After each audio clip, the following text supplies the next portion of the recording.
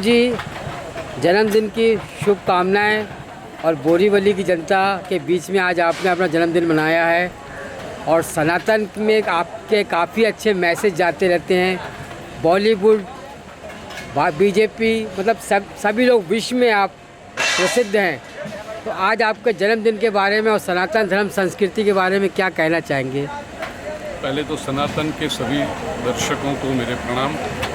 और आज जैसा आपने प्रश्न पूछा, 60वां जन्मदिन था, मेरे 60 वर्ष पूरे किए।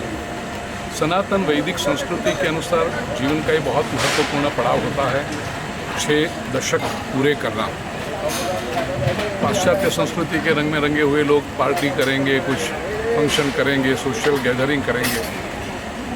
वैदिक ऋषियों का आग्रह है कि 60 वर्ष पूर्ण होने पर जीवन में जो परिवर्तन आता है, उस परिवर्तन को स्वीकार करते समय वेदों का, ऋषियों का, भगवान के आशीर्वाद लेने चाहिए।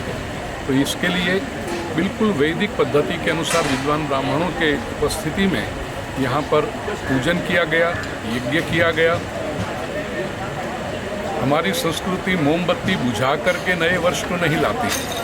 हम अंधेरे के उपासक नहीं हैं, हम उजाले के उपासक हैं।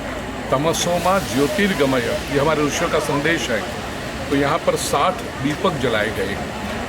तो जैसा कि यहाँ उपस्थित सब लोगों ने देखा, बॉलीवुड इंडस्ट्री के बहुत बड़े प्रोड्यूसर, मेरे बहुत आत्मीय आनंद भाई पंडित, उनको भी 60 वर्ष पूरे हो रहे हैं, तो मैंने उनको भी साथ में बुला लिया था। वे भी पूजन में थे, तो दोनों के 60-60 कुल 120 दीपक जलाए गए।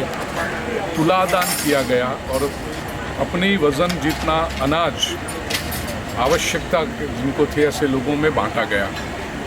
और एक सामाजिक सेवा का 2 और काम किए हमने सत्कर्म परिवार के तत्वावधान में। सिलाई मशीन, नारी सशक्तिकरण की बातें तो बहुत होती है, लेकिन स्ट्रॉन्ग फुटिंग पर उसका कार्य करने वाले लोग बहुत कम हैं। तो आज हमने जिन महिलाओं को आवश्यकता थी उनको सिलाई मशीन दिए। और एक तीसरा काम जो हमने किया, श्रवण यंत्र प्रदान किए। कई लोगों को मेरी आंखें नम हो गई जब मैंने देखा कोई 15-16 वर्ष का युवक लड़का आया था तो श्रवण यंत्र लेने के लिए। तो कान में सुनने की जब समस्या होती है तो ये श्रवण यंत्र हमने दान में दिए।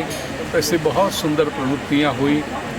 विश्व भर से स्वजन आए थे, मुंबई से तो थे ही, लेकिन बाहर गाँव से, प्रदेश से भी लोग आए थे। उन सभी की उपस्थिति में, सभी की प्रार्थनाओं और शुभकामनाओं के बीच आज 60 वर्ष पूरे करके 61वें वर्ष में प्रवेश कर रहा हूँ। सर, आज जो हमारी भाजपा सरकार है, नरेंद्र मोदी जी हैं, काफ़ी दुनिया में एक अच्छा मैसेज है, विश्व गुरु का भी है। और आप लोग को हम लोग देखते हैं तो ये हिंदुस्तान में एक जगत गुरु है। तो हमारी सरकार के बारे में और आप जनता के बीच में ये कुछ मिक्स मैसेज क्या देना चाहेंगे?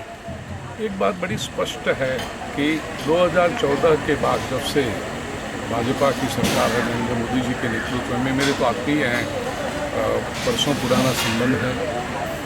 तो एक देखा है कि स्पष्ट हेतु लेकर के और उस हेतु को सिद्ध करने के लिए स्पष्ट रोड मैप लेकर के और उस पर आचरण करके परिणाम जो समाज को दिखाई पड़े, ऐसी एक सक्षम सरकार, समर्थ सरकार भारत की 140 करोड़ जनता ने चुनकर बड़े आदर से, बड़े प्रेम से भेजा है। पिछले 5-10 वर्षों से हो रहा है और आगे भी होता रहेगा। मुझे पूरी श्रद्धा है 2024 में भी, क्योंकि ये हमारी सबकी आवश्यकता है।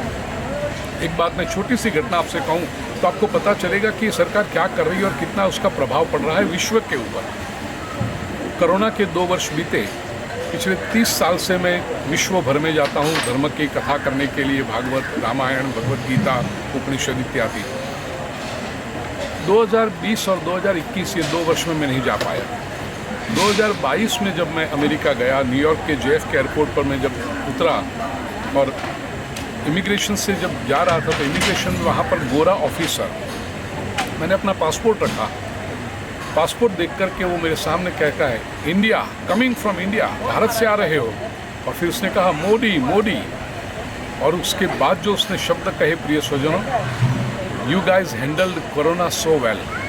आप लोगों ने कोरोना की महामारी को इतनी अच्छी तरह से चैलेंज दिया, पड़कार दिया उसको, और उस पर विजयी हुए आप। प्रिय स्वजनों, अमेरिका का ये व्यक्ति, इमिग्रेशन ऑफिसर भूपेंद्र भाई पंड्या को नहीं जानता है, वो भारत के पासपोर्ट को जानता है, नरेंद्र मोदी जी को जानता है, और विश्व भर में हमने जो अच्छी तरह से कोरोना का काम किया, कई देशों में हमने दवाइयाँ फ्री भेजी।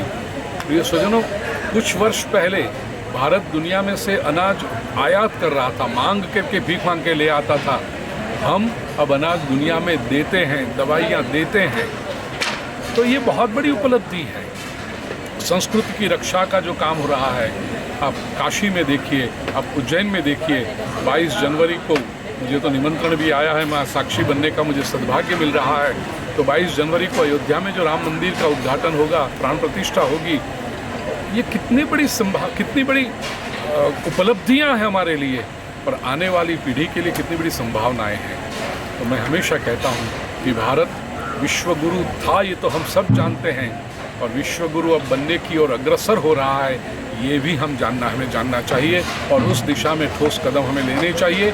सही लोगों को, मैं तो कहता हूँ स्थानिक लेवल से लेकर के राज्य कक्षा पर और राष्ट्र कक्षा पर ये श्रेष्ठ सरकार को बार बार चुन करके लाना चाहिए। जय हिंद सर।